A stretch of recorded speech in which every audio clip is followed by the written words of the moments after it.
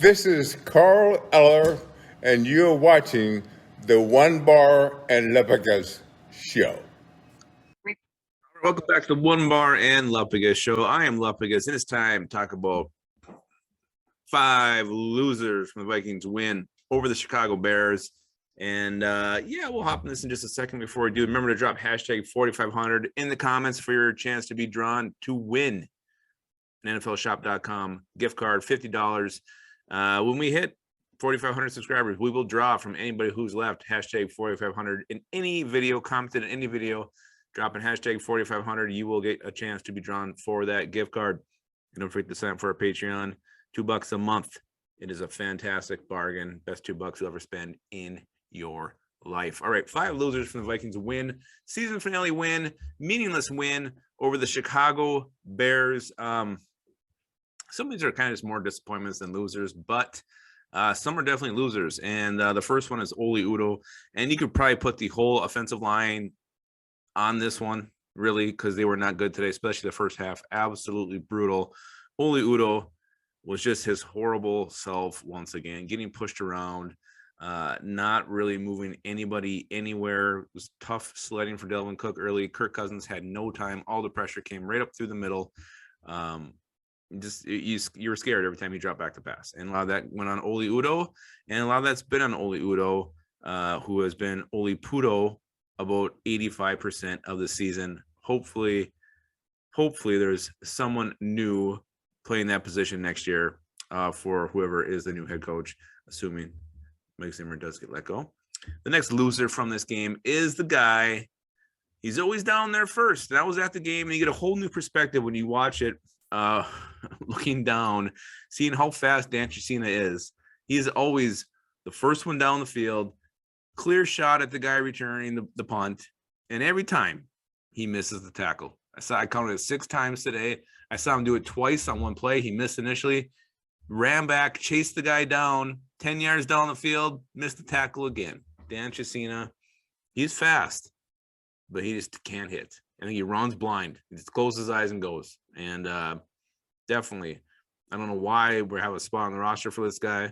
This isn't NFL, it stands for National Fast League, is a National Football League, and this guy needs to hit somebody, make a damn tackle. Dan Chisena, you're a loser today. You are. You're fast. You're a fast loser, but you're a loser today. Next one is a guy, I don't know, not really a loser, just more disappointing. Tyler Conklin. I think he only had 2 catches on the day, had a couple drops. I think he only had like 6 yards.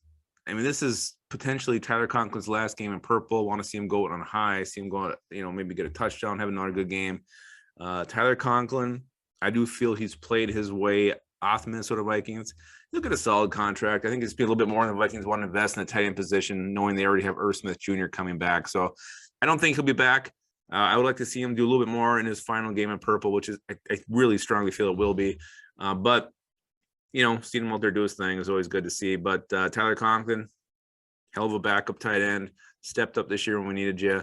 For that, you'll always be a winner. But today, a little bit of a loser. A little bit. Not much, just a little bit. Next one is another guy where he's been pretty good all year long. I was hoping to see a little bit more out of him today, but the young guys making plays on defense were Kenny Willekes, DJ Wanham, was not Armand Watts today. Armand Watts, I was starting to wonder if he was even out there. Delvin Tomlinson was making plays. Armand Watts is very, very quiet today. 3 total tackles. Wasn't getting in the backfield much at all. David Montgomery, he had a lot worse stat line than I was expecting to see when I looked at those numbers. Seemed like he was getting good chunks of yards every time he carried the ball. But Armand Watts, pretty quiet today. Wouldn't call you a full-fledged loser, but disappointing nonetheless. I thought Armand Watts would have had a little bit of a bigger game.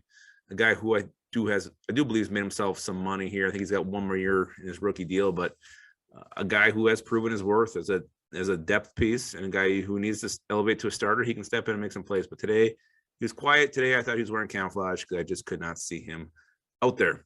All right, the last guy is another offensive lineman, and I stress the word offensive here. He's been offensive all year long. Garrett Bradbury, again, he plays the Bears. It's just, he's not good to begin with. He plays the Bears. He turns to pure shit. He is absolutely just destroyed just with every single snap. He can't anchor. He can't really move anybody. He's just not strong enough. He's very athletic. He's quick.